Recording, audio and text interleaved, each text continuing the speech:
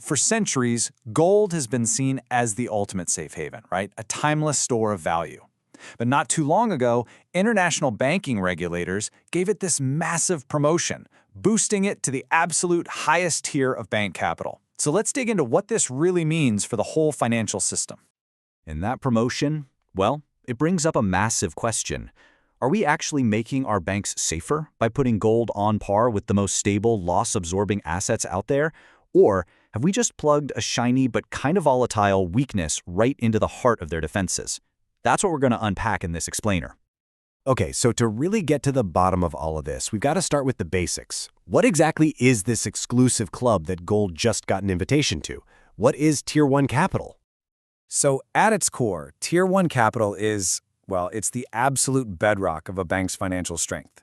We're talking about the highest quality stuff. Things like shareholder equity, retained profits. Its whole job, its only job, is to soak up unexpected losses and keep a bank from going under during a really bad crisis. The best way to wrap your head around it is this. Tier 1 capital is basically the bank's financial airbag. It's got to be super reliable, totally predictable, and ready to go off without a hitch during extreme stress. So hang on to that airbag idea, okay? It's going to be important. So how in the world did this ancient metal get such a huge modern-day promotion? I mean, gold wasn't always sitting at the main table. Its journey to the top is, believe it or not, a pretty recent thing. And yeah, it's super controversial.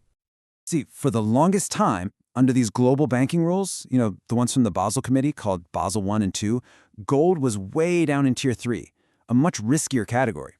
But then, boom, the 2008 financial crisis hits, and suddenly everyone is scrambling for assets that aren't tied to a single government or currency. And so, under the new Basel III rules, and after a lot of international pressure, gold gets this major upgrade. And this right here brings us to the absolute heart of the debate. I mean, just because we now call gold a Tier 1 asset, does it actually act like one? Does it really have the right stuff to be that reliable financial airbag we were just talking about? And here's where you start to see the fundamental problem. Unlike a stock that pays you a dividend or a bond that gives you interest, gold, it does nothing. It generates zero income. It just sits there. Its price can swing like crazy based on nothing more than market mood, and if a bank is in trouble and needs to restructure, gold doesn't really do anything to help. When you put it side by side like this, the problem becomes crystal clear. Okay, look at a high-quality government bond.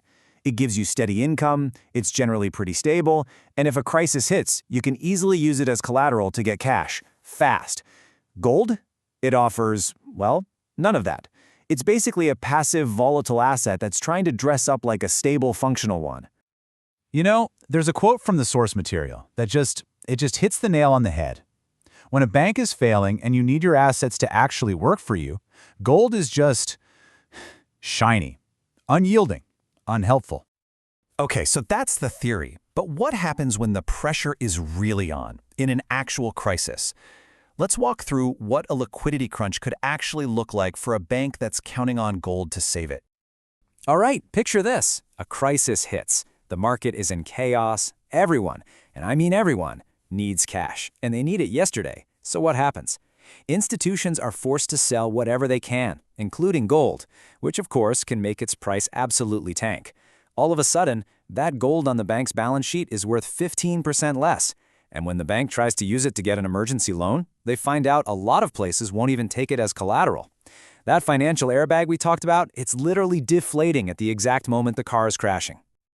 But the problem here is bigger than just gold. It's really about the dangerous precedent this whole thing sets for what we even consider to be a safe asset. By bending the rules for gold, you're opening up a whole can of worms.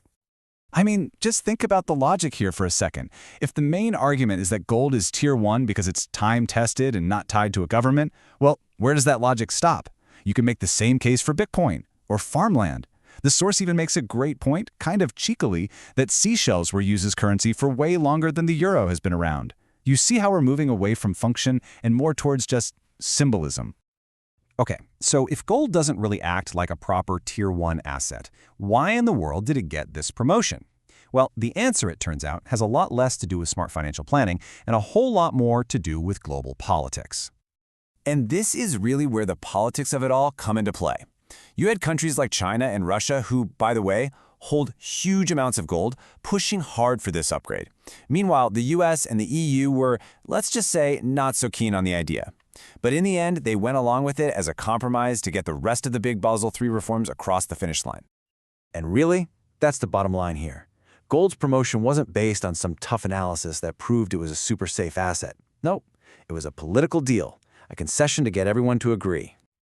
So where does all of this leave us? Well, it leaves us with a system where an asset has been given this fancy elite title that, frankly, just doesn't line up with how it actually performs when things get ugly.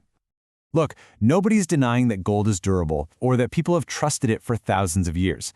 But as we've been talking about, that's not the same thing as being a functional financial airbag. The airbag has to be something that actively works to fix the problem, not just something that survives the crash. And this, at the end of the day, is the most crucial takeaway. Real Tier 1 assets can't just look stable on paper. They have to act stable when everything is falling apart. They need to generate income, be easy to sell, and help a bank get back on its feet. Gold really struggles on all three of those. Which leaves us all with one big, final question to think about. By calling gold a top-tier safety asset, are we just creating a false sense of security? Are we actually weakening the very system that this whole thing is supposed to protect? It's definitely something to think about.